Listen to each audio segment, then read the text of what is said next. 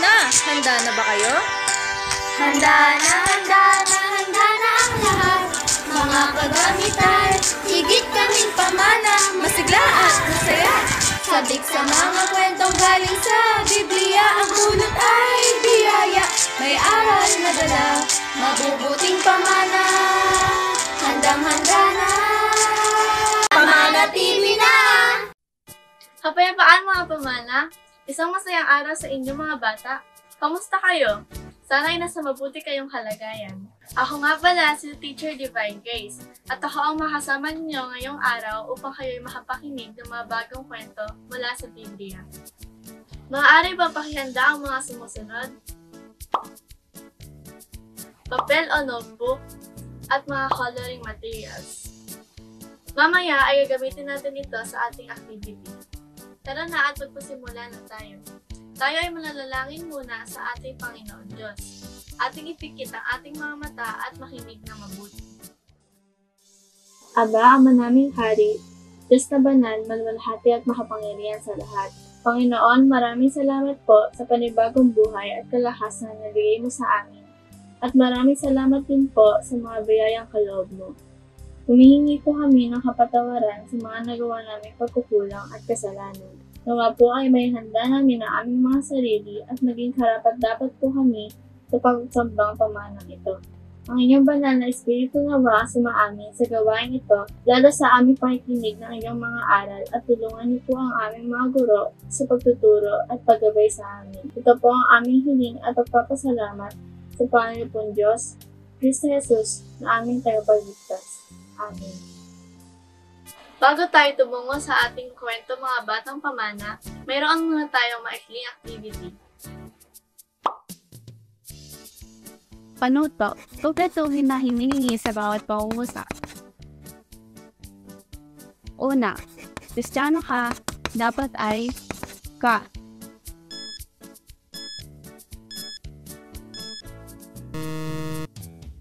Sagot, masaya.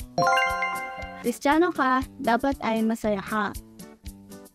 Dalawa, ang kahulugan ng aking ninatasa ay tanggap agad.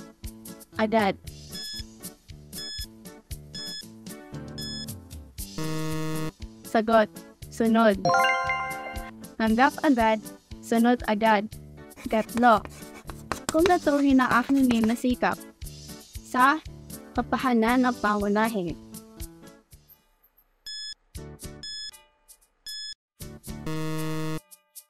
Sagot, iglesia. Sa iglesia kapahanan ang paunahin. Ikaapat, waiting for the kingdom of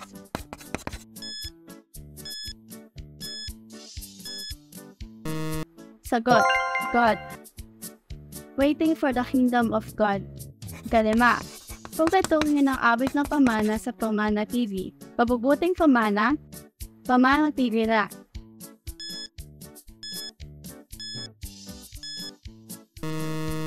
Sagot, handang-handa na. Pabubuting pamana, handang-handa na. Pamana TV na. Nakuha niyo ba ng tama ang mga katanungan mga batang pamana? Mahusay! Kaya ang tanong, mga pamana, handang-handa na ba kayo sa panibagong kwento? Kung ganoon, tara na at ating alamin ang kwento at mahalagang aral na ating mapapakinggan sa araw na ito. Ang pamagat ng ating kwento ay ang pamanang laging handa sa mga utos ng Diyos, na mababasa natin sa Mateo chapter 25, verse 1-12, salita ng Diyos. Ang pamanang laging handa sa mga utos ng Diyos. Noong nagkatawang tao ang Panginoon Diyos dito sa lupa ay nagsabi siya ng isang talinhaga, at ito ay tungkol sa 10 dalaga.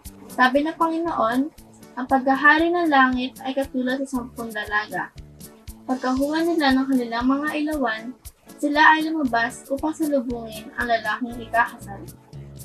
Ang 5 sa kanila ay matalino, at ang 5 ay mangmang.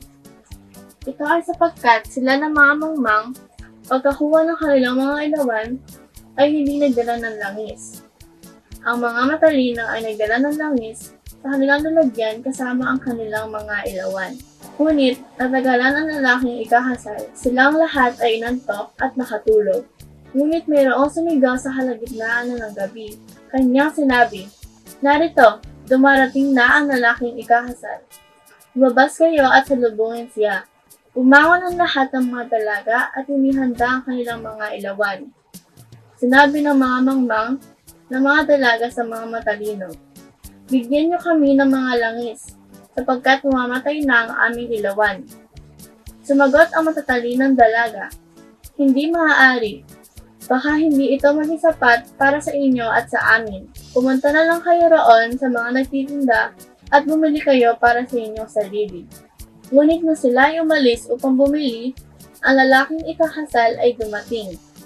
Silang mga nakahanda ay pumasok na kasama ang lalaking ikakasal sa piging ng kasalan at ang pinto ay isinara.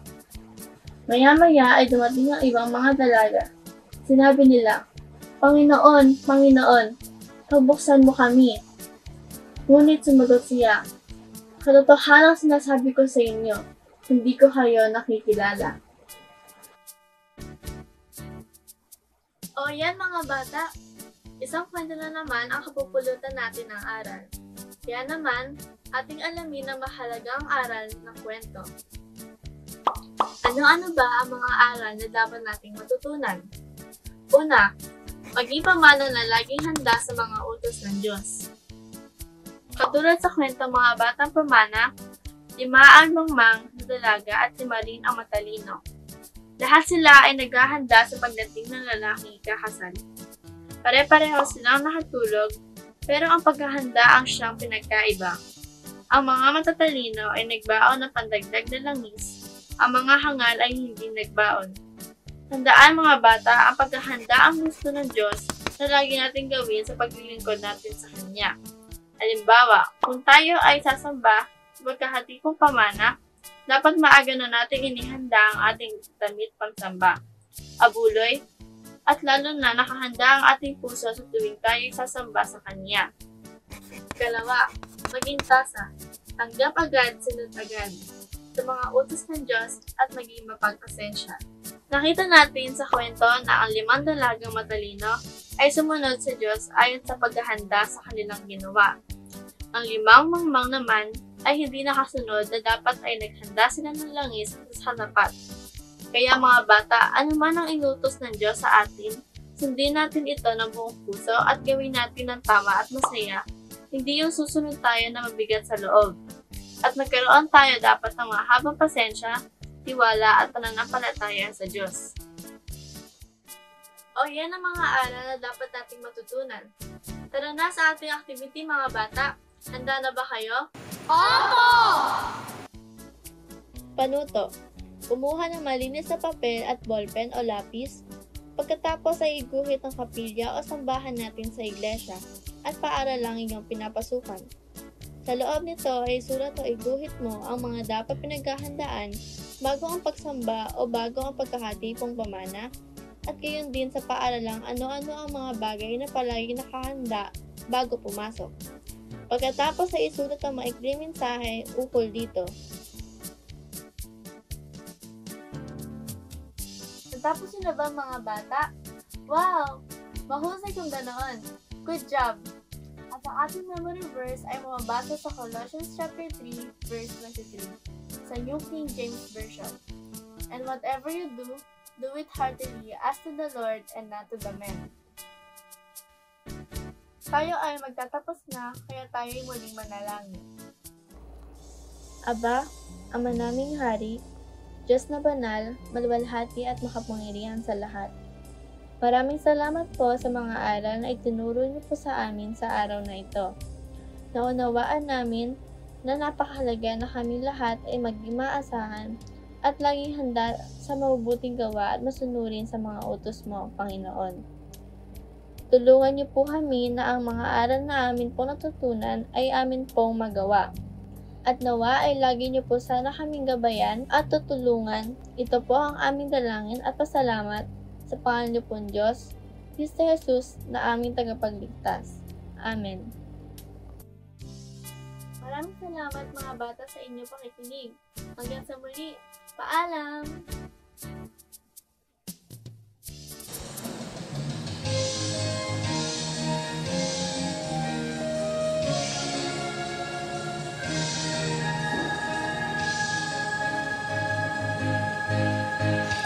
mga kwento mo'y ginising ang puso ko nahihimbing.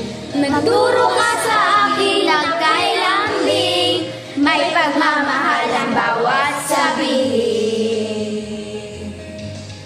Pansamantala'y miss pa muna o puro ko sinisinta, maging sa kapwa ko pamana, paalam na pansamantala.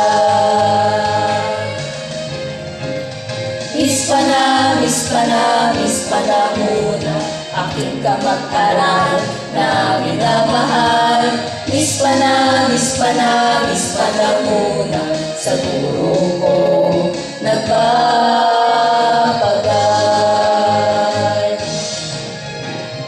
Miss pa na, miss pa na, miss pa na muna aking kamag-aral na minamahal. Miss pa na, miss pa na, miss pa na muna sa guro ko nagpapagal.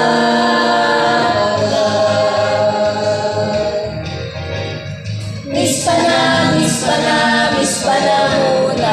Miss pa na, miss pa na. Miss pa na, miss pa na, miss pa na muna. Miss pa na, miss pa na.